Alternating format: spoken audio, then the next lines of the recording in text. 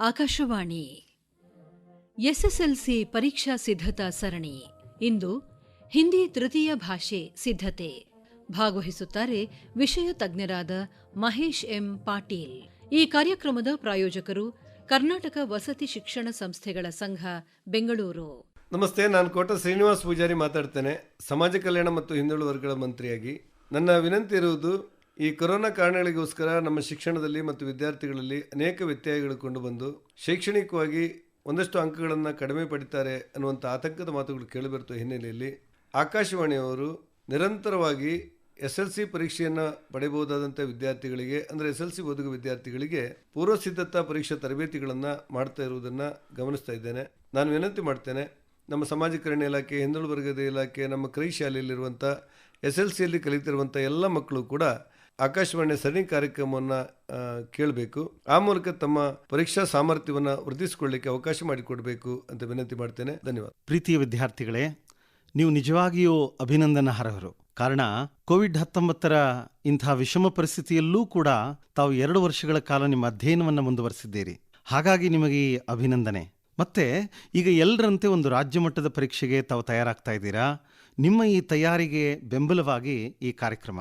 ಮತ್ತು ಮೊದಲನೇದಾಗಿ ಸ್ನೇಹಿತರೆ, ತೃತೀಯ ಭಾಷೆ ಹಿಂದಿ ವಿಷಯದ ಕುರಿತು ನಿಮ್ಮ ತಯಾರಿ ಹೇಗಿರಬೇಕು, ಇನ್ನು ಉಳಿದಂತಹ 20-25 ದಿನಗಳಲ್ಲಿ ಯಾವ ವಿಚಾರಗಳನ್ನು ತಾವು ಗಮನವಹಿಸಬೇಕು, ಇವೆಲ್ಲ ವಿಚಾರಗಳವಾಗಿ ನಾನು ತಮ್ಮೊಂದಿಗೆ ಕೆಲವು ವಿಚಾರಗಳನ್ನು ಇವತ್ತು ಹಂಚಿಕೊಳ್ತಾ ಇದ್ದೇನೆ. ಸ್ನೇಹಿತರೆ, ಕಳೆದ ದಿನಗಳಲ್ಲಿ ತಾವು ಒಂದು ರಾಜ್ಯ ಮಟ್ಟದ ಪೂರ್ವ ಸಿದ್ಧತಾ ಪರೀಕ್ಷೆಯನ್ನು ಬರೆದಿರಿ. ಹಾಗೆ ಮಂಡಳಿಯ ವೆಬ್ಸೈಟ್ನಲ್ಲೂ ಕೂಡ ಒಂದು ಮಾದರಿ ಪ್ರಶ್ನೆ ಪತ್ರಿಕೆಯನ್ನು ತಾವು ಕೂಡ ನೋಡಿರ್ಬೋದು. ಅದೇ ರೀತಿಯಲ್ಲಿ ಪ್ರಶ್ನೆ ಪತ್ರಿಕೆಗಳು ಹೆಚ್ಚು ಕಡಿಮೆ ಸಾಮಾನ್ಯವಾಗಿ ಬರಲಿವೆ. ಸೊ ಹಾಗಾಗಿ ತಾವೇನು ಚಿಂತೆ ಮಾಡದೆ ಅತ್ಯಂತ ಧೈರ್ಯವಾಗಿ ಈ ಪರೀಕ್ಷೆಯನ್ನು ಎದುರಿಸ್ತೀರಿ ಅಂತ ಆಶಾವಾದದೊಂದಿಗೆ, ಮೊದಲನೇದಾಗಿ ಒಂದು ಪ್ರಶ್ನೆ ಪತ್ರಿಕೆ ಹೇಗಿರುತ್ತಪ್ಪ? ತೃತೀಯ ಭಾಷೆ ಹಿಂದಿ ವಿಷಯದ ಒಂದು ಪ್ರಶ್ನೆ ಪತ್ರಿಕೆ ಯಾವತ್ತೂ ಕೂಡ ವ್ಯಾಕರಣ ಅಂಶಗಳಿಂದ ಪ್ರಾರಂಭ ಆಗುತ್ತೆ ಸ್ನೇಹಿತರೆ. ಯಾವತ್ತೂ ಒಂದು ಒಳ್ಳೆಯ ಪ್ರಶ್ನೆ ಪತ್ರಿಕೆ ಸರಳತೆಯಿಂದ ಕಠಿಣತೆಯ ಕಡೆಗೆ ಸಾಗುತ್ತೆ. ಹಾಗಾಗಿ ಪ್ರಾರಂಭದ ಪ್ರಶ್ನೆಗಳೆಲ್ಲ ಸುಲಭವಾಗಿರ್ತವೆ ಸ್ನೇಹಿತರೆ, ಚಿಂತೆ ಮಾಡ್ತಕ್ಕಂಥ ಅವಶ್ಯಕತೆ ಇಲ್ಲ. ಮೊದಲ 8 ಪ್ರಶ್ನೆಗಳು ವ್ಯಾಕರಣಾಂಶಗಳನ್ನು ಹೊಂದಿರ್ತವೆ. ಮೊದಲನೆಯದು ವಿಲೋಮ ಶಬ್ದ, ಅಂದರೆ ವಿರುದ್ಧಾರ್ಥಕ ಪದಗಳು, ವಚನ, ಲಿಂಗ. ಇವುಗಳೆಲ್ಲ ಸಾಮಾನ್ಯವಾಗಿ ಪಠ್ಯದಲ್ಲಿ, ಅಂದರೆ ಆಯಾ ಪಾಠಗಳ ಕೊನೆಯಲ್ಲಿ ಉದಾಹರಣೆಗಳನ್ನೇನು ಅಭ್ಯಾಸಗಳನ್ನು ಮಾಡಿರ್ತೀರಿ, ಹೆಚ್ಚಾಗಿ ಅಲ್ಲಿಂದಲೇ ಇವುಗಳನ್ನು ನೇರವಾಗಿ ಆಯ್ಕೆ ಮಾಡಿಕೊಳ್ಳಲಾಗ್ತದೆ. ಉದಾಹರಣೆಗೆ ಕಾಶ್ಮೀರಿ ಸೇಬ್, ಗಿಲ್ಲು, ಇಂಟರ್ನೆಟ್ ಕ್ರಾಂತಿ, ಇಮಾನ್ದಾರೋಂ ಕೆ ಸಮ್ಮೇಳನ ಮೇ, ಮಹಿಳಾ ಕಿ ಸಾಹಸಗಾಥಾ, ದೆನ್ ಕರ್ನಾಟಕ ಸಂಪದ, ಈ ತರಹದ ಕೆಲವು ಪಾಠಗಳ ಕೊನೆಯಲ್ಲಿ ಕೊಟ್ಟಂತಹ ಅಭ್ಯಾಸದ ಉದಾಹರಣೆಗಳನ್ನು ನೋಡ್ಕೊಳ್ಳಿ ಸ್ನೇಹಿತರೆ. ಖಂಡಿತವಾಗಿ ತಮಗೆ ಈ ವಿಚಾರದಲ್ಲಿ ಸಹಾಯ ಆಗುತ್ತೆ. ಕೆಲವು ನಾನು ಹೇಳ್ತೀನಿ. ಅವಶ್ಯಕ ಶಬ್ದ ಕಾ ವಿಲೋಮ ಶಬ್ದ ಕ್ಯಾ ಹೇ? ಅನಾವಶ್ಯಕ ಅಲ್ವಾ? ಸಹಯೋಗ ಕಾ ಅಸಹಯೋಗ, ವಿಶ್ವಾಸ ಕಾ ಅವಿಶ್ವಾಸ, ಹೀಗೆ ನೇರವಾಗಿ ವಿರುದ್ಧಾರ್ಥಕ ಪದದ ಪ್ರಶ್ನೆಗಳನ್ನು ಕೇಳ್ತಾರೆ. ಇನ್ನು ವಚನ ಮತ್ತೆ ಲಿಂಗಕ್ಕೆ ಸಂಬಂಧಪಟ್ಟಂತೆ ಇನ್ನು ಮೇಲಿನ ಎಲ್ಲ ವ್ಯಾಕರಣಾಂಶಗಳಿಗೆ 2 ರೀತಿಯಲ್ಲಿ ಪ್ರಶ್ನೆಗಳನ್ನು ಕೇಳಲಾಗುತ್ತೆ ಸ್ನೇಹಿತರೆ. ಅಂದ್ರೆ ಒಂದು ನೇರವಾಗಿರುತ್ತೆ. ಯಾವ ರೀತಿ ಅಂತಂದ್ರೆ, ಕಮರಾ ಶಬ್ದ ಕಾ ಬಹುವಚನ ರೂಪ ಹೇ ಅಂತ ಕೇಳಿದ್ರೆ ಆಪ್ಷನ್ ಅಲ್ಲಿ ಕಮರೇ ಅಂತ ಇರುತ್ತೆ, ಬರಿಬಹುದು ಅದನ್ನ ನೀವು. ಇನ್ನೊಂದು ಯಾವ ರೀತಿ ಕೇಳ್ತಾರೆ ಅಂತಂದ್ರೆ, ನಿಮ್ನ ಲಿಖಿತ ಶಬ್ದೋ ಮೇ ಬಹುವಚನ ಹೇ ಅಂತ ಕೇಳ್ತಾರೆ. ಅಲ್ಲಿ 4 ಆಯ್ಕೆಗಳಲ್ಲಿ 3 ಏಕವಚನಗಳಿರ್ತದೆ, 1 ಬಹುವಚನ ಇರುತ್ತೆ. ಆ ಬಹುವಚನ ಪದವನ್ನು ತಾವು ಆರಿಸಿ ಬರಿಬೇಕಾಗತ್ತೆ. ಇದೇ ರೀತಿ ಲಿಂಗದಲ್ಲೂ ಕೂಡ ಇರುತ್ತೆ. ಲಿಂಗ की उदाहरण भी कुछ ऐसे ही होते दोस्तों. तो वहां पे हो सकता है, ऐसे हो सकता है कि निम्नलिखित शब्दों में स्त्रीलिंग है ಅಂತ ಕೊಟ್ಬಿಟ್ಟು ಆಪ್ಷನ್ಸ್ ಅಲ್ಲಿ ಶ್ರೀಮಾನ್, ಮಯೂರ್, ಕವಿ, ಲೇಖಿಕಾ ಅಂತ ಕೊಟ್ರೆ ಲೇಖಿಕಾ ಶಬ್ದ ಸ್ತ್ರೀಲಿಂಗ ಹೇ. ಸೊ ಈ ರೀತಿಯಾಗಿ ಕೇಳೋಕೆ ಅವಕಾಶ ಇದೆ. ಈ 3 ಸರಳವಾದ ವ್ಯಾಕರಣಾಂಶಗಳ ನಂತರ ಪ್ರೇರಣಾರ್ಥ ಕ್ರಿಯಾ ಅನ್ನೋ ವ್ಯಾಕರಣಾಂಶಕ್ಕೆ ನಾನು ಬರ್ತಾ ಇದ್ದೀನಿ. ನಿಮ್ಮ ಪಠ್ಯದಲ್ಲಿ ಪೇಜ್ ನಂಬರ್ 22ರಲ್ಲಿ ಸಾಕಷ್ಟು ಉದಾಹರಣೆಗಳಿವೆ. ಯಾವುದಕ್ಕೆ? ಪ್ರೇರಣಾರ್ಥ ಕ್ರಿಯಾಗೆ ಸಂಬಂಧಪಟ್ಟಂಥದ್ದು ಅಲ್ವಾ? ಅಲ್ಲಿರುವ ಉದಾಹರಣೆಗಳನ್ನು ನೋಡ್ಕೊಳ್ಳಿ. ಸಾಮಾನ್ಯವಾಗಿ SSLC ಪರೀಕ್ಷೆಯಲ್ಲಿ ಪ್ರಥಮ ಪ್ರೇರಣಾರ್ಥಕ ಕ್ರಿಯಾರೂಪವನ್ನು ಕೇಳ್ತಾರೆ. ಜೈಸೆ ಚಲ್ನಾಕ ಚಲಾನ, ಮಿಲ್ನಾಕ ಮಿಲಾನ, ಪೀನಾಕ ಪಿಲಾನ, ದೇಖನಾಕ ದಿಖಾನ. ಇದನ್ನು ಸ್ವಲ್ಪ ಚೇಂಜ್ ಮಾಡಿ ಯಾವ ರೀತಿ ಕೇಳ್ಬೋದು? ನಿಮ್ನಲಿಖಿತ ಶಬ್ದೋ ಮೇ ಪ್ರಥಮ ಪ್ರೇರಣಾರ್ಥ ಕ್ರಿಯಾರೂಪ ಹೇ ಅಂತ ಕೇಳಿ ಆಪ್ಷನ್ ಅಲ್ಲಿ ಮಿಲನ್, ಮಿಲಾವಟ್, ಮಿಲಾಪ್, ಮಿಲಾನ ಅಂತ ಕೇಳಿದಾಗ ಮಿಲಾನ ಅನ್ನೋದು ಪ್ರಥಮ ಪ್ರೇರಣಾರ್ಥಕ ಕ್ರಿಯೆ ಆಗುತ್ತೆ ಅಲ್ವಾ ಮಕ್ಕಳೇ? ಹಾಗಾದ್ರೆ ಮುಂದಿನ ಉದಾಹರಣೆಗೆ ಬರ್ತೀನಿ. ಸಂಧಿಗಳಲ್ಲಿ ಸ್ನೇಹಿತರೆ, ತಾವು ತೃತೀಯ ಭಾಷೆ ಹಿಂದಿ ಆಗಿರೋದ್ರಿಂದ ಇಲ್ಲಿ ಸ್ವರ ಸಂಧಿಯ 5 ಪ್ರಕಾರಗಳನ್ನು ತಾವು ನೋಡ್ಕೊಳ್ಳಿ. ನಿಮ್ ಮಿಸ್ ಕಲಿಸಿರ್ಬೋದು, ಎಲ್ಲ ಸಂಧಿಗಳನ್ನು ಕಲಿಸಿರ್ಬೋದು, ಅದು ನಿಮ್ಮ ಜೀವನಕ್ಕೆ ಅನುಕೂಲ ಆಗಲಿ ಅಂತ ಪರೀಕ್ಷೆ ದೃಷ್ಟಿಯಿಂದ ನಾನು ಹೇಳ್ತಾ ಇದ್ದೀನಿ. ಲೈಕ್ ದೀರ್ಘ ಸಂಧಿ, ಗುಣಸಂಧಿ, ವೃದ್ಧಿ ಸಂಧಿಯ ಉದಾಹರಣೆಗಳು ಆಯಾ ಪಾಠದ ಅಭ್ಯಾಸದಲ್ಲಿ ಏನು ಕೇಳಲ್ಪಟ್ಟಿದ್ದಾವೆ. ಸೊ ಅಂಥ ಉದಾಹರಣೆಗಳ ಕಡೆಗೆ ಹೆಚ್ಚು ಗಮನ ಕೊಡಿ ತಾವು. ಉದಾಹರಣೆ ಹೇಳ್ತೀನಿ ಮಕ್ಕಳೇ. ಪರ್ವತಾವಲಿ ಶಬ್ದ ಮೇ ಸಂಧಿ ಹೈ ಅಂತ ಕೇಳಿದ್ರೆ ಪರ್ವತ ಪ್ಲಸ್ ಆವಲಿ, ಪರ್ವತಾವಲಿ ದೀರ್ಘ ಸಂಧಿ ಅಲ್ವಾ ಇದು? ಅದೇ ರೀತಿಯಾಗಿ ಪರ ಪ್ಲಸ್ ಉಪಕಾರ, ಪರೋಪಕಾರ ಯಾವ ಸಂಧಿ ಇದು? ಗುಣಸಂಧಿ. ಅದೇ ರೀತಿಯಾಗಿ ಸದೈವ, ಸದಾ ಪ್ಲಸ್ ಏವ ಸದೈವ, ಇದು ವೃದ್ಧಿ ಸಂಧಿಯ ಉದಾಹರಣೆ. ಹೀಗೆ ಸ್ನೇಹಿತರೆ, ಸಂಧಿ ಉದಾಹರಣೆಗಳು ಕರ್ನಾಟಕ ಸಂಪದ ಪಾಠದ ಕೊನೆಯಲ್ಲಿರ್ಬೋದು, ಇಮಾನ್ದಾರೋಂ ಕೆ ಸಮ್ಮೇಳನ ಮೇ ಪಾಠದ ಕೆಲವು ಕಡೆ ಅಭ್ಯಾಸದಲ್ಲಿ ಉದಾಹರಣೆಗಳನ್ನು ಕೊಟ್ಟಿದ್ದಾರೆ. ಇಂತಹ ಉದಾಹರಣೆಗಳನ್ನು ತಾವು ದಯವಿಟ್ಟು ಗಮನಿಸುವುದು ಒಳಿತು. ಇನ್ನು ಮುಂದಿನ ವಿಚಾರಕ್ಕೆ ಬರ್ತೀನಿ. ಸಮಾಸದಲ್ಲಿ ಮಕ್ಕಳೇ ನಿಮಗೆ ಗೊತ್ತು, ಸಾಮಾನ್ಯವಾಗಿ ಸುಲಭದ ಸಮಾಸಗಳನ್ನು ಕೇಳಲಾಗ್ತದೆ. ದ್ವಂದ್ವ ಸಮಾಸ, ದ್ವಿಗು ಸಮಾಸ, ತತ್ಪುರುಷ ಸಮಾಸ, ಇಂತಹ ಕೆಲವು ಸಮಾಸದ ಉದಾಹರಣೆಗಳನ್ನು ನೋಡ್ಕೊಳ್ಳಿ.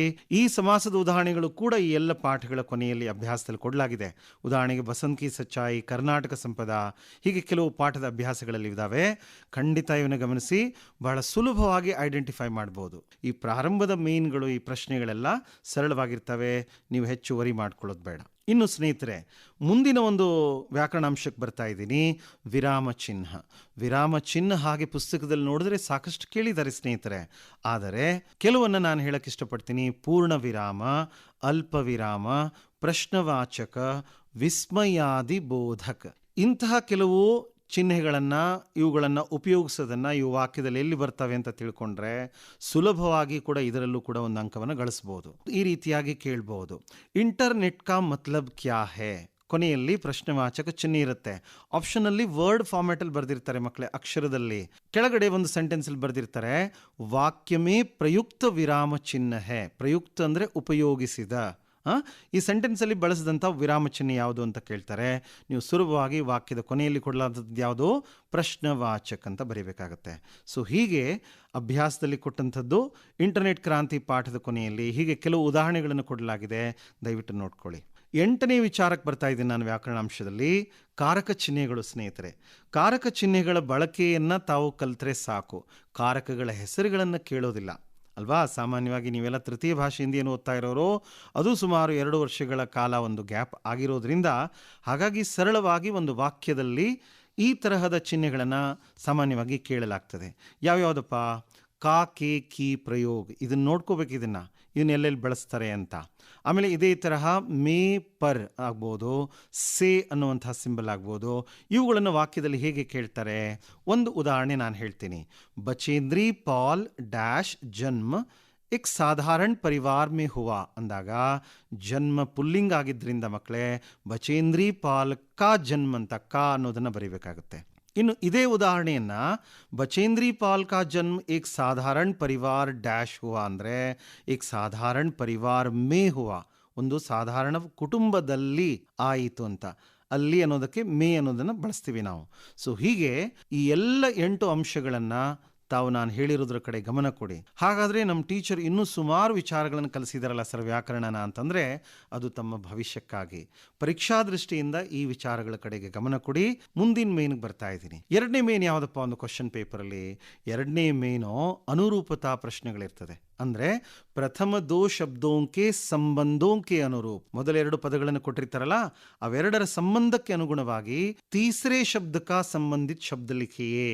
ಈ ಸ್ಟೆಮ್ ಕರೆಕ್ಟಾಗಿ ಓದ್ಕೊಳ್ಳಿ. ಅದೇ ರೀತಿಯಾಗಿ ಅದನ್ನು ಕೊಡಲಾಗ್ತದೆ ಮಕ್ಕಳೇ.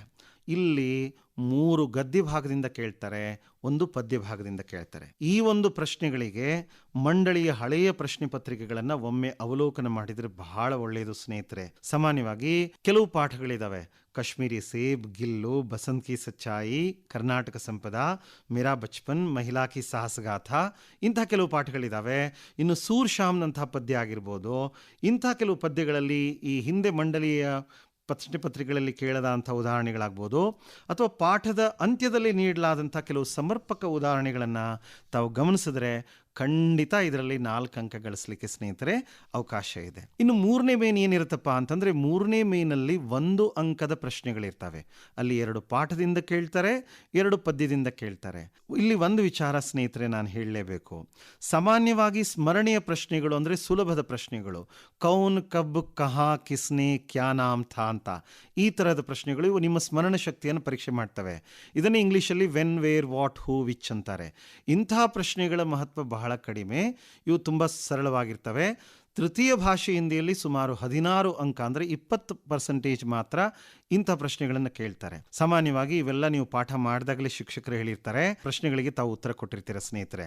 ಕಾಶ್ಮೀರಿ ಸೇಬ್ ಆಗಿರ್ಬೋದು, ಗಿಲ್ಲು, ಮೇರಾ ಬಚ್ಪನ್, ಇಮಾನ್ದಾರೋಂ ಕಿ ಸಮ್ಮೇಳನ್ ಮೇ, ಕರ್ನಾಟಕ ಸಂಪದಾ, ಈ ತರಹದ ಕೆಲವು ಪಾಠಗಳು, ಮಾತೃಭೂಮಿ, ಅಭಿನವ್ ಮನುಷ್ಯ, ಸಮಯ ಕಿ ಪಹಚಾನ್ ಮತ್ತು ತುಳಸಿ ಕೆ ದೋಹೆ, ಈ ತರಹದ ಪಾಠದ ಅಭ್ಯಾಸದಲ್ಲಿ ಕೊಡಲಾದಂತಹ ನಾನು ಹೇಳಿದಂಥ ಈ ಮೇಲಿನ ಸ್ಟೆಮ್ಗಳೇನಿದ್ದಾವೆ, ಕೌನ್ ಕಬ್ ಕಹಾ ಕಿಸ್ನೆ, ಇಂತಹ ಕೆಲವು ಸರಳ ಪ್ರಶ್ನೆಗಳನ್ನು ಓದ್ಕೊಳ್ಳಿ ಸ್ನೇಹಿತರೆ. ಸಾಮಾನ್ಯವಾಗಿ ಈ ಮೇಲಿನಲ್ಲಿ ಸ್ಮರಣ ಶಕ್ತಿಯನ್ನು ಪರೀಕ್ಷಿಸತಕ್ಕಂತಹ ಪ್ರಶ್ನೆಗಳಿರ್ತವೆ. ಮಾದರಿ ಪ್ರಶ್ನೆ ಪತ್ರಿಕೆಗಳನ್ನು ನೋಡಿದಾಗ ತಮ್ಮ ಗಮನಕ್ಕೆ ಇದು ಬರ್ತದೆ. ತುಂಬ ಸುಲಭವಾದಂಥ ಪ್ರಶ್ನೆಗಳಿಲ್ಲಿರ್ತವೆ. ಇನ್ನು ನಾನೊಂದು ತುಂಬ ಮಹತ್ವಪೂರ್ಣವಾದ ಮೇನ್ಗೆ ಬರ್ತಾ ಇದ್ದೀನಿ. ಅದು 4ನೇ ಮೇನಲ್ಲಿ 2 ಅಂಕದ 8 ಪ್ರಶ್ನೆಗಳು ಬರ್ತವೆ ಸ್ನೇಹಿತರೆ. ಇಲ್ಲಿ 4 ಪಾಠಗಳಿಂದ ಕೇಳ್ತಾರೆ, 2 ಪದ್ಯ ಭಾಗದಿಂದ ಬರ್ತದೆ, 2 ಪೂರಕ ವಾಚನ್ ಅಂದರೆ ಪಠ್ಯಪೋಷಕ ಅಧ್ಯಯನದಿಂದ ಕೇಳ್ತಾರೆ. ಸೊ ಇಲ್ಲಿ ನಾನು ಒಂದು ವಿಚಾರ ನಿಮಗೆ ನೆನಪಿಸ್ತಾ ಇದ್ದೀನಿ. ಸಾಮಾನ್ಯವಾಗಿ ಮಂಡಳಿಯ ಪ್ರಶ್ನೆ ಪತ್ರಿಕೆಯಲ್ಲಿ ಪ್ರಶ್ನೆಗಳು ಹೆಚ್ಚು ಅಂಕಗಳಿಗೆ ಕೇಳ್ತಕ್ಕಂಥದ್ದು ಯಾವುದು ಅಂತಂದರೆ, ಯಾವ ಪ್ರಶ್ನೆಗಳು ಮಗುವನ್ನು ಯೋಚಿಸೋ ಹಾಗೆ ಮಾಡ್ತವೆ, ವಿಚಾರ ಮಾಡಿ ತರ್ಕಬದ್ಧವಾಗಿ ಬರೀತಕ್ಕಂಥವು, ಇಂಥವುಗಳನ್ನು ಅಂಡರ್ಸ್ಟ್ಯಾಂಡಿಂಗ್ ಕ್ವೆಶನ್ಸು, ಎಕ್ಸ್ಪ್ರೆಷನ್ ಕ್ವೆಶನ್ಸ್ ಅಂತಾರೆ. ಅಂತಹ ಪ್ರಶ್ನೆಗಳು ಯಾವುದಪ್ಪ? ಕ್ಯೂ, ಕ್ಯಾಸೆ, ಕ್ಯಾ ಕಾರಣ ಥಾ, ವಿವರಣ್ ದೋ, ವರ್ಣನ್ ಕರೋ, ಈ ರೀತಿಯ ಪ್ರಶ್ನೆಗಳು ಸುಮಾರು 60ಕ್ಕಿಂತ ಹೆಚ್ಚು ಅಂಕಗಳಿಗೆ ಬರ್ತದೆ. ಸೊ ಹಾಗಾಗಿ ತಾವೇನು ಮಾಡಬೇಕು, ಈ 4ನೇ ಮೇನು ಮತ್ತು 5ನೇ ಮೇನಲ್ಲಿ ಅಂದರೆ 3 ಅಂಕದ ಮತ್ತು 2 ಅಂಕದ ಪ್ರಶ್ನೆಗಳೇನು ಬರ್ತವೆ, ಆ ಪ್ರಶ್ನೆಗಳನ್ನು ಉತ್ತರಿಸುವಾಗ ಇಂತಹ ಪ್ರಶ್ನೆಗಳನ್ನೇ ತಾವು ಹೆಚ್ಚು ಹೆಚ್ಚು ಓದ್ಕೊಳ್ಳಿ ಮಕ್ಕಳೇ. ಇನ್ನು 5ನೇ ಮೇನಲ್ಲೂ ಕೂಡ 3 ಅಂಕದ ಸುಮಾರು 9 ಪ್ರಶ್ನೆಗಳು ಬರ್ತವೆ. ಅಲ್ಲಿ 5 ಪಾಠಗಳಿಂದ ಕೇಳ್ತಾರೆ. ಓಕೆ ಮಕ್ಕಳೇ, ಇರೋದೇ 8 ಪಾಠ ಅಲ್ವಾ, ಅದರಲ್ಲಿ 5 ಪಾಠಗಳಿಂದ ಕೇಳ್ತಾರೆ, 3 ಪ್ರಶ್ನೆ ಪದ್ಯಗಳಿಂದ ಕೇಳ್ತಾರೆ, ಅಲ್ಲಿ 6 ಪದ್ಯಗಳಿದೆ. ಪ್ರೀತಿಯ ವಿದ್ಯಾರ್ಥಿಗಳೇ, ತಮ್ಮ ಗಮನಕ್ಕೆ ಈ ವಿಚಾರ ಬಂದಿರ್ತದೆ. ಏನಪ್ಪಾ ಅಂದರೆ, ಯಾವ ಯಾವ ಪಾಠಗಳನ್ನು ಕಡಿತಗೊಳಿಸಲಾಗಿದೆ ಅಂತಂತಂದರೆ, ಹಿಂದಿಯಲ್ಲಿ ದುನಿಯಾ ಮೇ ಪೆಹಲಾ ಮಕಾನ್, ರೋಬೋಟ್, ಬಾಲಶಕ್ತಿ ಈ 3 ಪಾಠಗಳಿರಲ್ಲ. ಸೊ ಹಾಗಾಗಿ 11 ಪಾಠಗಳಲ್ಲಿ 8 ಪಾಠಗಳು ಮಾತ್ರ ಈ ಸಲ ಪರೀಕ್ಷೆಗೆ. ಇನ್ನು ಸಪ್ಲಿಮೆಂಟರಿ ರೀಡಿಂಗಲ್ಲಿ ನಾಗರಿಕಕ್ಕೆ ಕರ್ತವ್ಯ ಅಂತ ಒಂದು ಪಾಠ ಇದೆ, ಆ ಪಾಠವನ್ನು ಬಿಡಲಾಗಿದೆ. ಸೊ ಸಪ್ಲಿಮೆಂಟರಿ ರೀಡಿಂಗಲ್ಲಿ 2 ಪಾಠ, ಶನಿ ಸಬ್ಸೆ ಸುಂದರ ಗ್ರಹ, ಸತ್ಯ ಕಿ ಮಹಿಮಾ. ಸೊ ಈ ವಿಚಾರ ತಮ್ಮ ಗಮನದಲ್ಲಿದೆ ಅಂತ ಅನ್ಕೋತೀನಿ. ಸೊ ಹಾಗಾದರೆ ಮೊದಲನೇದಾಗಿ ನಾನಿಲ್ಲಿ ಏನು ಮಾಡ್ತೀನಿ, 4 ಮತ್ತು 5ನೇ ಮೇನಲ್ಲಿ ಬರತಕ್ಕಂಥ ಮಹತ್ವಪೂರ್ಣ ಭಾಗ ಇದು. ಅಂದರೆ ತುಂಬ ಸಾಕಷ್ಟು ಅಂಕಗಳು. ಓಕೆ ಮಕ್ಕಳೇ, ಅಲ್ಲಿ 8 16 ಅಂಕ, ಇಲ್ಲಿ 9 3 27, 16 + 27 ಅಂಕ. ಸೊ ಇಂಥ ಒಂದು ಮಹತ್ವಪೂರ್ಣವಾದ ಭಾಗದ ಬಗ್ಗೆ ನಾನು ಸ್ವಲ್ಪ ತಮ್ಮ ಹತ್ರ ಹೆಚ್ಚು ಚರ್ಚೆ ಮಾಡ್ತೀನಿ ಸ್ನೇಹಿತರೆ. ಪಾಠಗಳನ್ನು ನೋಡೋಣ. 4 ಅಂಕದ ಒಂದು ಪ್ರಶ್ನೆಯನ್ನು ಕೊಡ್ತಾರೆ ಸ್ನೇಹಿತರೆ. ಹಾಗಾದರೆ ಇಡೀ ಪುಸ್ತಕದಲ್ಲಿ 4 ಅಂಕದ ಪ್ರಶ್ನೆಗಳನ್ನು ಯಾವುದನ್ನು ಕೇಳ್ತಾರಲ್ಲ, ಒಂದನ್ನು ಪ್ರಶ್ನೆ ಸಂಖ್ಯೆ 34ರಲ್ಲಿ ಕೇಳ್ತಾರೆ. ಅಲ್ಲಿ ಏನಾಗುತ್ತೆ ಅಂದರೆ ಒಂದು ಇಂಟರ್ನಲ್ ಚಾಯ್ಸ್ ಇನ್ನೊಂದು ಪ್ರಶ್ನೆಯನ್ನು ಕೊಡ್ತಾರೆ. ಅಂಥ ತೂಕ ಇರತಕ್ಕಂಥ ಪಾಠಗಳು ಯಾವುದಪ್ಪ ಅಂತಂತ ನೋಡೋದಾದರೆ, ಅಂದರೆ 4 ಅಂಕದ 2 ಪ್ರಶ್ನೆಗಳು ಯಾವ್ದು ಸಿಗುತ್ತೆ ಅಂತಂತಂದರೆ, ಗಿಲ್ಲು ಅಂತಕ್ಕಂಥ ಪಾಠ ಆಗ್ಬೋದು, ಬಸಂತ್ ಕಿ ಸಚ್ಚಾಯಿ ಆಗ್ಬೋದು, ಕರ್ನಾಟಕ ಸಂಪದ ಅನ್ನುವಂಥ ಪಾಠ ಆಗ್ಬೋದು. ಸೊ ಈ ಪಾಠಗಳಲ್ಲಿ ಬರತಕ್ಕಂಥ ದೀರ್ಘೋತ್ತರಗಳನ್ನು ತಾವು ತಯಾರಿ ಮಾಡಿಕೊಳ್ಬೇಕು. ಉದಾಹರಣೆಗೆ ಕರ್ನಾಟಕ ಸಂಪದ ಪಾಠ ತಗೊಂಡ್ರೆ, ಕರ್ನಾಟಕ ಕಿ ಶಿಲ್ಪಕಲಾ और वास्तुकला का वर्णन कीजिए अल्वा, कन्नड़ भाषा तथा संस्कृति के लिए कर्नाटक के साहित्यकारों की क्या देन है ಅನ್ನುವಂಥದ್ದಾಗ್ಬೋದು. ಇನ್ನು ಬಸಂತ್ ಕಿ ಸಚ್ಚಾಯಿ ಪೇಜ್ ನಂಬರ್ 51ರಲ್ಲಿ 3ನೇ ಮೇನಲ್ಲಿ ಬಸಂತ್ ಏಕ್ ಇಮಾನ್ದಾರ್ ಬಾಲಕ್ ಥಾ ಕೈಸೆ, ಅಥವಾ 3ನೇ ಪ್ರಶ್ನೆ ಸ್ನೇಹಿತರೆ, ಪಂಡಿತ್ ರಾಜ್ಕಿಶೋರ್ ಕೆ ಮಾನವೀಯ ವ್ಯವಹಾರ ಕಾ ಪರಿಚಯ ದೀಜಿಯೆ ಆಗ್ಬೋದು. ಇನ್ನು ಗಿಲ್ಲು ಪಾಠಕ್ಕೆ ಬರೋದಾದರೆ, ಗಿಲ್ಲು ಪಾಠ ಪೂರ್ತಿಯಾಗಿ ನಾವು ನೋಡ್ತೀವಿ ಮಹಾದೇವಿ ವರ್ಮಾ ಮತ್ತು ಆ ಅಳಿಲಿನ ಸಂಬಂಧ ಮತ್ತು ಆ ಅಳಿಲಿನ ಕ್ರಿಯಾಕಲಾಪಗಳ ಬಗ್ಗೆ. ಇಂತಹ ಪ್ರಶ್ನೆಗಳನ್ನು ತಾವು ಓದಿ ಚೆನ್ನಾಗಿ ಬರೆದು ಅಭ್ಯಾಸ ಮಾಡಿಕೊಂಡಿದ್ರೆ, ಇದರಲ್ಲಿ ಯಾವುದಾದ್ರೂ ಒಂದು ಪಾಠದ್ದು 4 ಅಂಕ ಬರೋದಾದರೆ, ಇನ್ನು ಉಳಿದಂಥ ಪ್ರಶ್ನೆಗಳು ವೇಸ್ಟ್ ಅಲ್ಲ ಸ್ನೇಹಿತರೆ, ಖಂಡಿತ ಅವು 3 ಅಂಕಕ್ಕೆ ಬಂದೇ ಬರುತ್ತೆ. ಸೊ ಹಾಗಾಗಿ ಈ ದಿಸೆಯಲ್ಲಿ ತಾವು ಉತ್ತಮ ತಯಾರಿಯನ್ನು ಮಾಡ್ಕೊಳ್ತೀರಾ ಅಂತ ಅನ್ಕೋತೀನಿ. ಇನ್ನು ಉಳಿದಂತಹ 3 ಅಂಕಗಳಿಗೆ ಯಾವ್ಯಾವ ಪಾಠಗಳು ಉಳಿತಪ್ಪ ಅಂತಂದ್ರೆ, ಇಂಟರ್ನೆಟ್ ಕ್ರಾಂತಿ ಪಾಠ ಇದೆ, ಮಹಿಳಾ ಕಿ ಸಾಹಸಗಾಥ ಇದೆ, ಇಮಾನ್ದಾರೋಂ ಕೆ ಸಮ್ಮೇಳನ್ ಮೇ ಇದೆ. ಇವನ್ನೆಲ್ಲ ತಾವು ಮಂಡಳಿಯ ಹಳೆಯ ಪ್ರಶ್ನೆ ಪತ್ರಿಕೆಗಳನ್ನು ನೋಡಿದ್ರೆ ಯಾವ್ಯಾವ ಪ್ರಶ್ನೆಗಳು ಹೇಗೆ ರಿಪೀಟ್ ಆಗಿದಾವೆ ಅನ್ನೋದನ್ನ ತಾವು ಗಮನಿಸಬಹುದು. ಇಂಟರ್ನೆಟ್ ಕ್ರಾಂತಿ ಅನ್ನುವಂತಹ ಪಾಠ ತಗೊಂಡ್ರೆ ಅಲ್ಲಿ ಸೋಷಿಯಲ್ ನೆಟ್ವರ್ಕಿಂಗ್ ಆಗ್ಬೋದು, ಇಂಟರ್ನೆಟ್ ಕಾ ಉಪಯೋಗ ಈ ತರದ್ದಾಗ್ಬೋದು. ಮಹಿಳಾ ಕಿ ಸಾಹಸಗಾಥ ತಗೊಂಡ್ರೆ ಎವರೆಸ್ಟ್ की चोटी पर पहुंचकर बचेंद्री ने क्या किया ಅನ್ನುವಂಥ ಪ್ರಶ್ನೆ, ಅಥವಾ ಪಹಾಡ್ ಪರ್ ಚढ़ने की तैयारी बचेंद्री ने कैसे की ಅಂತಂತದ್ದಾಗಬಹುದು. ईमानदारों की सम्मेलन में ಪಾಠದಲ್ಲಿ लेखक को भेजे गए निमंत्रण पत्र में क्या क्या लिखा गया था, लेखक ने कमरा छोड़कर जाने का निर्णय क्यों लिया. ಈ ತರಹದ ಕೆಲವು ಪ್ರಶ್ನೆಗಳನ್ನು ತಾವು ತಯಾರಿ ಮಾಡಿಕೊಂಡ್ರೆ ಸ್ನೇಹಿತರೆ 3 ಅಂಕದ ಪ್ರಶ್ನೆಗಳಿಗೆ ಅಥವಾ 2 ಅಂಕದ ಪ್ರಶ್ನೆಗಳಿಗೂ ಕೂಡ ಇದು ಸಾಕಷ್ಟು ನಿಮಗೆ ಸಹಾಯ ಆಗುತ್ತೆ. ಇಷ್ಟೆಲ್ಲ ನಾನು 3+3 6 ಪಾಠಗಳ ಬಗ್ಗೆ ಮಾತಾಡಿದೆ. ಇನ್ನು ಉಳಿದಿದ್ದು ಯಾವುದು? 2 ಪಾಠಗಳು. ಯಾವ್ಯಾವುದಪ್ಪ? ಕಾಶ್ಮೀರಿ ಸೇಬ್ ಮತ್ತೆ ಮೇರಾ ಬಚ್ಪನ್ ಅಂತಕ್ಕಂಥ ಪಾಠ. ಈ ಪಾಠಗಳಲ್ಲಿ ಸಾಮಾನ್ಯವಾಗಿ 2 ಅಂಕದ ಪ್ರಶ್ನೆಗಳು, ಇದರಲ್ಲಿ 2 ಅಂಕದ ಪ್ರಶ್ನೆಗಳು, 1 ಅಂಕದ ಪ್ರಶ್ನೆಗಳು ಸಾಮಾನ್ಯವಾಗಿ ಕೇಳಲಾಗುತ್ತೆ. ತಾವು ಇವುಗಳನ್ನ ನಾನು ಹೇಳಿದಂತಹ ಪ್ರಶ್ನೆಗಳ ಸ್ಟೆಮ್ ಅನ್ನ ಅದನ್ನ ನೋಡಿಕೊಂಡು ತಯಾರಿಯನ್ನ ತಾವು ಮಾಡ್ಕೋಬೇಕಾಗತ್ತೆ ಸ್ನೇಹಿತರೆ. ಪದ್ಯ ಭಾಗದ ವಿಚಾರಕ್ಕೆ ನಾನು ಬರ್ತಾ ಇದ್ದೀನಿ. 6 ಪದ್ಯಗಳಿದಾವೆ ಮಕ್ಕಳೇ ಅಲ್ವಾ. ಇಲ್ಲಿ ನಾವು ಒಂದು ಗಮನಿಸಬೇಕು, 2 ಅಂಕದ ಪ್ರಶ್ನೆಗಳು 2 ಬರ್ತವೆ, ಆಮೇಲೆ 3 ಅಂಕದ ಪ್ರಶ್ನೆಗಳು 3 ಬರ್ತವೆ, 4 ಅಂಕದ ಪ್ರಶ್ನೆ 1 ಬರುತ್ತೆ. ಸೊ ಇಷ್ಟೊಂದು ಪ್ರಶ್ನೆಗಳು ಸುಮಾರು ಈ 6 ಪದ್ಯದ ನಡುವೆ ಕೇಳಲಾಗುತ್ತೆ. ಹಾಗಾದ್ರೆ ನಾವು ಮೊದಲನೇದು ಏನ್ ಮಾಡೋಣ? ದೊಡ್ಡ ದೊಡ್ಡ ಪ್ರಶ್ನೆಗಳಿಂದ ಶುರು ಮಾಡೋಣ. 4 ಅಂಕದ ಪ್ರಶ್ನೆ ಯಾವ್ದು ಕೊಡ್ತಾರಪ್ಪ?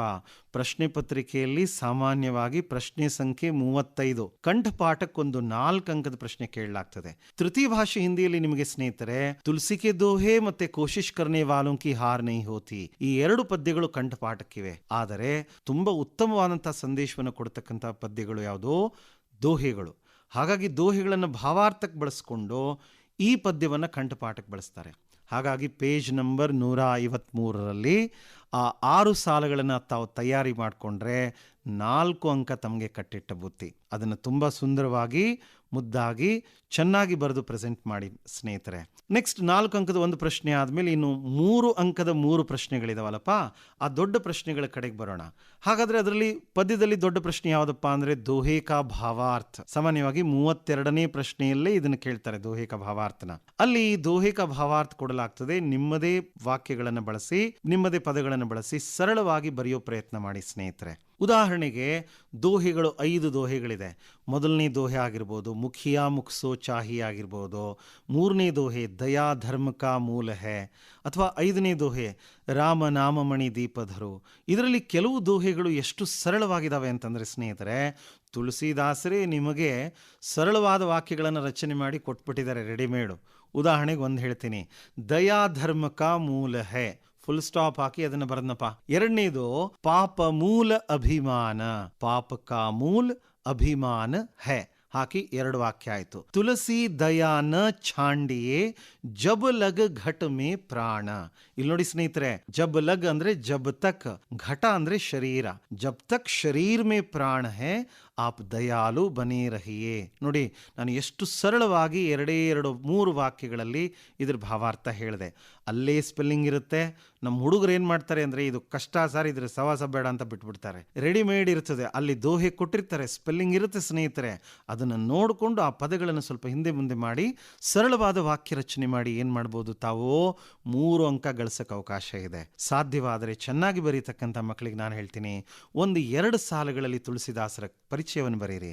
ಪ್ರಸ್ತುತ दोहे को हिंदी साहित्य में भक्ति काल के राम भक्त कवियों में श्रेष्ठ कवि तुलसीदास जी ने लिखा है ಅಂತ ಹೇಳಿ ಪ್ಯಾರಾಗ್ರಾಫ್ ಚೇಂಜ್ ಮಾಡಿ ತುಳಸಿದಾಸ್ ಜಿ कहते हैं ಅಂತ ಹೇಳಿ ಸಾಮಾನ್ಯವಾಗಿ ಮಾಮೂಲಿಯಾಗಿ ಬರೆಯೋ ಹಾಗೆ ಭಾವಾರ್ಥ ಬರೀರಿ. ಕೊನೆಯಲ್ಲಿ ಮಕ್ಕಳೇ ಈ ದೋಹೆಯ ಲರ್ನಿಂಗ್ ಔಟ್ಕಮ್ ಏನು, ಇದರ ಸಂದೇಶವನ್ನು ಬಹಳ ಮುದ್ದಾಗಿ ಬರೆಯುವಂಥ ಪ್ರಯತ್ನ ಮಾಡಿ. ತುಳಸಿದಾಸ್ ಜಿ ಇಸ್ ದೋಹೆ ಕೆ ದ್ವಾರ ಸಮಾಜ್ ಕೋ ಏಕ್ ಶ್ರೇಷ್ಠ ಸಂದೇಶ ದೇತೆ ಹೇ. ಆ ಸಂದೇಶವನ್ನು ಬರೆದು ಅದನ್ನು ಅಂಡರ್ಲೈನ್ ಮಾಡಿ, ಕೀ ಪಾಯಿಂಟ್ಸನ್ನು ಅಂಡರ್ಲೈನ್ ಮಾಡಿದ್ರೆ ನಿಜವಾಗ್ಲೂ ಟೀಚರ್ಸ್ ಸಂತೋಷ ಪಟ್ಬಿಡ್ತಾರೆ ನಿಮ್ಮ ಉತ್ತರಗಳ ಮೇಲೆ.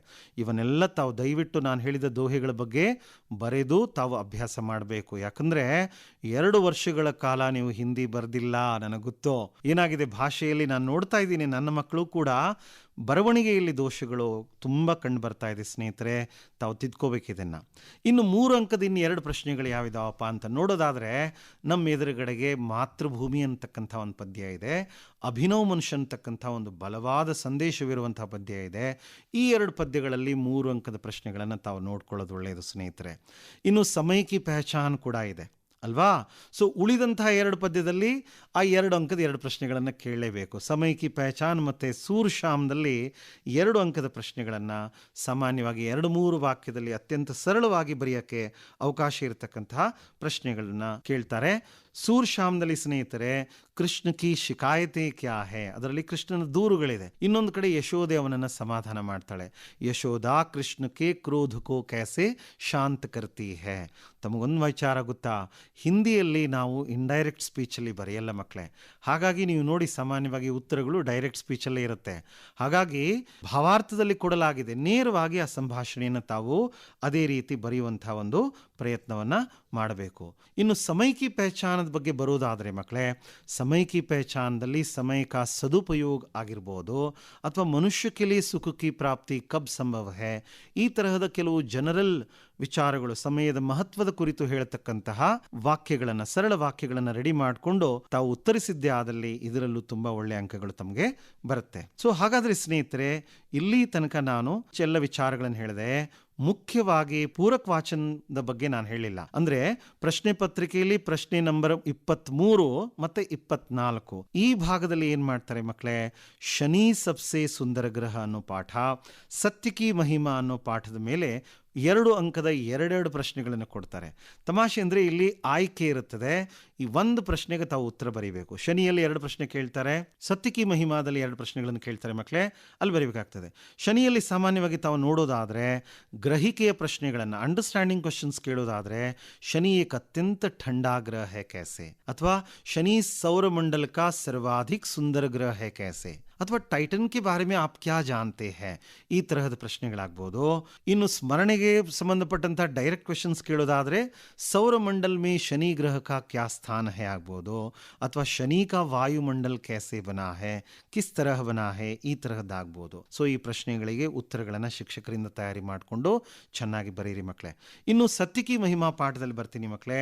ಸತ್ಯ ಕಿ ಮಹಿಮಾದಲ್ಲಿ ಸತ್ಯ ಕಾ ಸ್ವರೂಪ ಕ್ಯಾಸೆ ಹೋತಾ ಹೈ, ಅಥವಾ ಶಾಸ್ತ್ರ ಮೇ ಸತ್ಯ ಬೋಲ್ನೆ ಕಾ तरीका कैसे समझाया गया है, देन झूठ बोलने का परिणाम क्या होता है, ಈ ತರಹದ ಕೆಲವು ಉತ್ತಮ ಸಂದೇಶವಿರುವ ಪ್ರಶ್ನೆಗಳನ್ನು ಕೇಳ್ತಾರೆ. ಸೊ ಇವುಗಳನ್ನು ತಯಾರಿ ಮಾಡ್ಕೊಳ್ಳಿ. 2 ಪ್ರಶ್ನೆಗಳನ್ನು ಕೊಡ್ತಾರೆ, 1ಕ್ಕೆ ತಾವು ಉತ್ತರ ಕೊಡಬೇಕಾಗುತ್ತೆ. 2 ಅಂಕ, 3 ಅಂಕ ಮತ್ತೆ 4 ಅಂಕದ ಪ್ರಶ್ನೆಗಳಿಗೆ ಯಾವ್ಯಾವ ವಿಚಾರಗಳ ಕಡೆಗೆ ತಾವು ಗಮನ ಕೊಡಬೇಕನ್ನೋ ವಿಚಾರವನ್ನು ನಾನು ತಮ್ಮೊಂದಿಗೆ ಹಂಚಿಕೊಂಡಿದ್ದೇನೆ. ಇನ್ನು ನಾನು ಒಂದು ರಚನಾ ವಿಭಾಗ ಅಂತ ಕೊನೆ ವಿಭಾಗಕ್ಕೆ ಬರ್ತಾ ಇದ್ದೀನಿ. ಓಕೆ, ರಚನಾ ವಿಭಾಗದಲ್ಲಿ ಸ್ನೇಹಿತರೆ ಮೊದಲು ಪ್ರಶ್ನೆ ಸಂಖ್ಯೆ 36ರಲ್ಲಿ ಒಂದು ಅಪಠಿತ ಗದ್ಯ ಭಾಗವನ್ನು ಕೊಡ್ತಾರೆ, ಒಂದು ಅನ್ಸೀನ್ ಪ್ಯಾಸೇಜ್. ನಿಮ್ಮ ಮಟ್ಟಕ್ಕೆ ಅನುಗುಣವಾದಂಥ ಒಂದು ಪ್ಯಾರಾಗ್ರಾಫ್ ಕೊಡ್ತಾರೆ. 4 ಪ್ರಶ್ನೆಗಳಲ್ಲಿ ಉತ್ತರಿಸಬೇಕಾಗ್ತದೆ. ಇದನ್ನು ವಿದ್ಯಾರ್ಥಿಗಳು, ಹುಡುಗರು ಯಾವುದೇ ಕಾರಣಕ್ಕೂ ಮಿಸ್ ಮಾಡಬಾರ್ದು. ನಾವೇ ಒಂದು ಹೊಸ ಪಾಠವನ್ನು ಮಾಡುವಾಗ 4-5 ಬಾರಿ ಓದ್ಕೊಂಡು ನಿಮ್ಮ ಮುಂದೆ ಬರ್ತೀವಿ.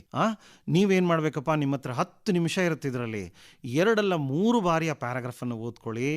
4 ಒಂದು ವಾಕ್ಯದ ಪ್ರಶ್ನೆಗಳಿರ್ತವೆ.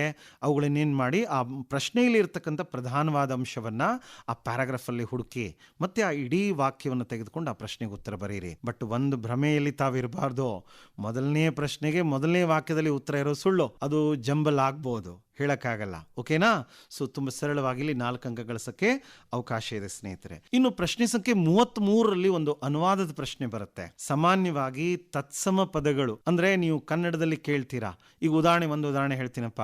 ವಚನಕಾರ ಬಸವಣ್ಣ ಕ್ರಾಂತಿಕಾರಿ ಸಮಾಜ್ ಸುಧಾರಕ್ ಥೇ. ಇದರಲ್ಲಿ ಥೇ ಅನ್ನೋದ್ ಬಿಟ್ರೆ ಬಾಕಿ ಎಲ್ಲ ನಾವು ಕನ್ನಡದಲ್ಲಿ ಕೇಳ್ದಂಗಿದೆ ಸರ್ ಅಂತಂತೀರಾ ನೀವು ಅಲ್ವಾ. ಕನ್ನಡದಲ್ಲಿ ಅನುವಾದ ಮಾಡೋದು ಬಹಳ ಸುಲಭ. ಒಂದು ಸಣ್ಣ 3 ವಾಕ್ಯಗಳ ಒಂದು ಚಿಕ್ಕ ಅನುಚ್ಛೇದವನ್ನು ಕೊಡ್ತಾರೆ, ಅದನ್ನು ನೀವು ಅನುವಾದ ಮಾಡಬೇಕಾಗತ್ತೆ. ಕರೆಕ್ಟ್ ಆಗಿ ಮಾಡಿ ಅದರ ಭಾವಾನುವಾದ ಮಾಡಿದ್ರೆ ತೊಂದರೆ ಇಲ್ಲ ಮಕ್ಕಳೇ. ಓಕೆ, ಮಂಡಳಿಯ ಹಳೆಯ ಪ್ರಶ್ನೆ ಪತ್ರಿಕೆಗಳನ್ನ ಈ ಒಂದು ಇದಕ್ಕಾಗಿ ತಾವು ಗಮನಿಸಬೇಕು. ಕರ್ನಾಟಕ ಸಂಪದ ಇಂಟರ್ನೆಟ್ ಕ್ರಾಂತಿ, ಶನಿ ಸಬ್ಸೆ ಸುಂದರಗರಂತಹ ಪಾಠಗಳಲ್ಲಿ ಬಹಳ ಸರಳವಾದಂತಹ ವಾಕ್ಯಗಳಿದಾವೆ. ಇಂಟರ್ನೆಟ್ ಕ್ರಾಂತಿ ಕೂಡ ಹೌದು. ಸೊ ಈ ಎಲ್ಲ ಕೆಲವು ಪಾಠಗಳನ್ನು ನೋಡ್ಕೊಳ್ಳಿ. ಅದರಲ್ಲಿ ತಮಗೆ ಅನುವಾದದ ವಾಕ್ಯಗಳನ್ನು ಅಭ್ಯಾಸ ಮಾಡಿದ್ರೆ ಅಲ್ಲೂ ಕೂಡ 3 ಅಂಕ ಗಳಿಸಕ್ಕೆ ಅವಕಾಶ ಇದೆ. ಇನ್ನು ನಿಬಂಧಕ್ಕೆ ಬರ್ತಾ ಇದ್ದೀನಿ ನಾನು. ಪ್ರಶ್ನೆ ಸಂಖ್ಯೆ 37, last but one question.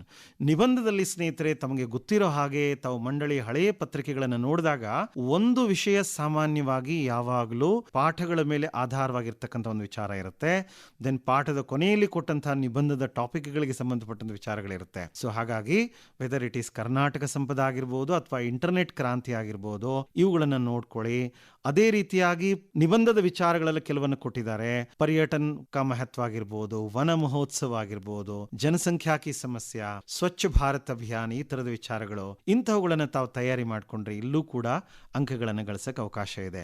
ನಿಬಂಧದಲ್ಲಿ presentation ತುಂಬಾ ಇಂಪಾರ್ಟೆಂಟ್ ಮಕ್ಕಳೇ. ಸೊ ಎಷ್ಟೊಂದು ಬರಿಬೇಕು ನಾವು ಅನ್ನೋದಾದ್ರೆ ಮೇಲ್ಗಡೆ ಕೊಟ್ಟಿರ್ತಾರೆ 12ರಿಂದ 15 ವಾಕ್ಯ ಆದ್ರೆ ಸಾಕು ಸ್ನೇಹಿತರೆ. ಓಕೆ, ಅದರಲ್ಲಿ ಪ್ರಸ್ತಾವನಾ, ಆಧಾರ ಬಿಂದುಗಳನ್ನು ಕೊಟ್ಟಿರ್ತಾರೆ, ಬುಲೆಟ್ ಪಾಯಿಂಟ್ಸ್ ಅನ್ನ. ಪ್ರಸ್ತಾವನಾ ಅಥವಾ ಭೂಮಿಕಾ ಅಂದ್ರೆ ಇಂಟ್ರೊಡಕ್ಷನ್, ಆ ವಿಷಯದ ಬಗ್ಗೆ ನಿಮ್ಮ ಪರಿಚಯವನ್ನ ಏನ್ ಗೊತ್ತಿದೆ ಅದನ್ನು ಬರೀರಿ. ಇನ್ನು ವಿಷಯ ವಿಶ್ಲೇಷಣೆ ಅಂತ ಬರುತ್ತೆ ಮಕ್ಕಳೇ. ಅದರಲ್ಲಿ ಸಬ್ಜೆಕ್ಟ್ ಅನ್ನ ನೀವು ಡೆವಲಪ್ ಮಾಡ್ತಾ ಹೋಗ್ತೀರಾ. ವಿಚಾರವಾಗಿ ವಿವರವಾಗಿ 1-2 ಪ್ಯಾರಾಗ್ರಾಫ್ ಬರೀತೀರಾ. ಕೊನೆಯಲ್ಲಿ ಉಪಸಂಹಾರ ಆರ್ ನಿಷ್ಕರ್ಷ ಅಂತಂತಾರೆ.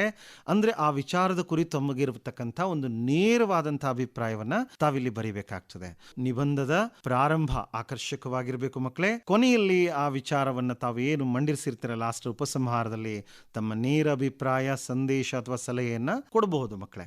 ಸೊ ಈ ರೀತಿಯಾಗಿ ಒಂದು ಬೆಸ್ಟ್ ಪ್ರೆಸೆಂಟೇಷನ್ ಮಾಡಿದ್ರೆ ಇಲ್ಲೂ 4 ಅಂಕ ಗಳಿಸಕ್ಕೆ ಅವಕಾಶ ಇದೆ. ಕೊನೆಯ ಪ್ರಶ್ನೆಗೆ ಬರ್ತಾ ಇದ್ದೀನಿ. ಪ್ರಶ್ನೆ ಸಂಖ್ಯೆ 38 ಸ್ನೇಹಿತರೆ, ಪತ್ರಲೇಖನ. ಇಲ್ಲಿ ತಮಗೆಲ್ಲ ಗೊತ್ತಿರೋ ಹಾಗೆ ಇದು 5 ಅಂಕಗಳಿಗಿರುತ್ತೆ. पारिवारिक पत्र ಒಂದು ಕೊಡ್ತಾರೆ, ವ್ಯವಹಾರಿಕ पत्र ಒಂದು ಕೊಡ್ತಾರೆ. पारिवारिक पत्र ಅಂದ್ರೆ माँ बाप के लिए, भाई बहन के लिए या मित्र के लिए कोई पत्र लिखने के लिए अक्सर कहा जाता है, या व्यवहारिक पत्र के अंतर्गत अक्सर छुट्टी पत्र आप देखते आ रहे हैं. ठीक है. सो ಒಂದು छुट्टी पत्र ರೆಡಿ ಮಾಡ್ಕೊಳ್ಳಿ. 9ನೇ ಕ್ಲಾಸ್ನ ಟೆಕ್ಸ್ಟ್ ಬುಕ್ ನಲ್ಲಿ ಪೇಜ್ ನಂಬರ್ 150 ಒಂದು छुट्टी पत्र ಇದೆ. ಅದೇ ರೀತಿ 8th ಸ್ಟ್ಯಾಂಡರ್ಡ್ ಟೆಕ್ಸ್ಟ್ ಬುಕ್ ಅಲ್ಲೂ ಇದೆ. ಆ ಪತ್ರ ಲೇಖನವನ್ನ ತುಂಬಾ ಮುದ್ದಾಗಿ, ಸ್ಪಷ್ಟವಾಗಿ, ಸರಳವಾದ ಭಾಷೆಯಲ್ಲಿ ತಾವು ಪ್ರೆಸೆಂಟೇಷನ್ ಮಾಡಬೇಕು ಸ್ನೇಹಿತರೆ. ಈ ರೀತಿಯಾಗಿ ಪತ್ರಲೇಖನ ಕೂಡ ಒಂದು ಬಹಳ ಅತ್ಯುತ್ತಮವಾಗಿ ಸ್ಕೋರ್ ಮಾಡ್ಲಿಕ್ಕಿರ್ತಕ್ಕಂಥ ವಿಚಾರ. ಇಲ್ಲಿಯ ತನಕ ಈ ಒಂದು ಅಲ್ಪ ಅವಕಾಶದಲ್ಲಿ ನಾನು ಕೆಲವು ವಿಚಾರಗಳನ್ನ ತೃತೀಯ ಭಾಷೆ ಹಿಂದಿ ಸಬ್ಜೆಕ್ಟಿಗೆ ಸಂಬಂಧಪಟ್ಟಂತೆ ಹಂಚಿಕೊಂಡೆ.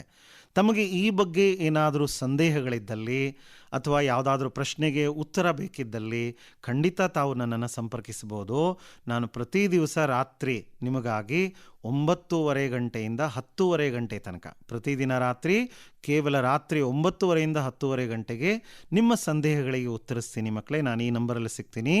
ನನ್ನ ನಂಬರನ್ನು ಬರ್ಕೊಳ್ಳಿ, 9846466747. ಮತ್ತೊಮ್ಮೆ ಇಂಗ್ಲೀಷಲ್ಲಿ ಹೇಳ್ತೀನಿ, 9844646747. ನೀವು ಈ ರೀತಿ ಒಂದು ಒಳ್ಳೆಯ ತಯಾರಿಯನ್ನು ಮಾಡಿಕೊಂಡು ಉತ್ತಮವಾಗಿ ಪರೀಕ್ಷೆಯನ್ನು ಬರೀರಿ. ನಿಮಗೆ ಶುಭ ಆಗಲಿ, ನಿಮ್ಮ ಭವಿಷ್ಯ ಅತ್ಯಂತ ಉಜ್ವಲವಾಗಲಿ ಅಂತ ಹಾರೈಸ್ತೇನೆ. ಕವಿ ಸೋಹನ್ ಲಾಲ್ ದ್ವಿವೇದಿ ಹೇಳ್ತಾರೆ ನಿಮ್ಮ ಪುಸ್ತಕದಲ್ಲಿ ಹೇಳಿದ ಹಾಗೆ, ಕೋಶಿಶ್ ಕರ್ನೆ ವಾಲೋಂ ಕಿ ಕಭಿ ಹಾರ ನಹಿ ಹೋತಿ. ಅಂದರೆ ಯಾರು ಸತತ ಪ್ರಯತ್ನವನ್ನು ಮಾಡ್ತಾರೋ ಅವರಿಗೆಂದೂ ಸೋಲಾಗಲ್ಲ ಮಕ್ಕಳೇ. ಇದುವರೆಗೆ ಎಸ್ಎಸ್ಎಲ್ಸಿ ಪರೀಕ್ಷಾ ಸಿದ್ಧತೆ ಸರಣಿಯಲ್ಲಿ ಹಿಂದಿ ತೃತೀಯ ಭಾಷೆ ಸಿದ್ಧತೆ ಕೇಳಿದಿರಿ. ಭಾಗವಹಿಸಿದವರು ಒಕ್ಕಲಿಗರ ಸಂಘ ಹೈಸ್ಕೂಲ್ ಶ್ರೀಗಂಧದ ಕಾವಲಿನ ಮಹೇಶ್ ಎಂ ಪಾಟೀಲ್. ನಾಳೆ ಕನ್ನಡ ಪ್ರಥಮ ಭಾಷೆ ಸಿದ್ಧತೆ ಪ್ರಸಾರವಾಗಲಿದೆ. ಆಕಾಶವಾಣಿ ಬೆಂಗಳೂರು ಯೂಟ್ಯೂಬ್ಗೆ ಸಬ್ಸ್ಕ್ರೈಬ್ ಆಗಿ. ಎಸ್ಎಸ್ಎಲ್ಸಿ ಪರೀಕ್ಷಾ ಸಿದ್ಧತಾ ಸರಣಿ ಅಲ್ಲಿ ಲಭ್ಯವಿದೆ. ಕಾರ್ಯಕ್ರಮಗಳನ್ನು ನೀವು ಪುನರ್ಮನನ ಮಾಡಿಕೊಳ್ಳಬಹುದು ಉಚಿತವಾಗಿ. ಈ ಕಾರ್ಯಕ್ರಮದ ಪ್ರಾಯೋಜಕರು ಕರ್ನಾಟಕ ವಸತಿ ಶಿಕ್ಷಣ ಸಂಸ್ಥೆಗಳ ಸಂಘ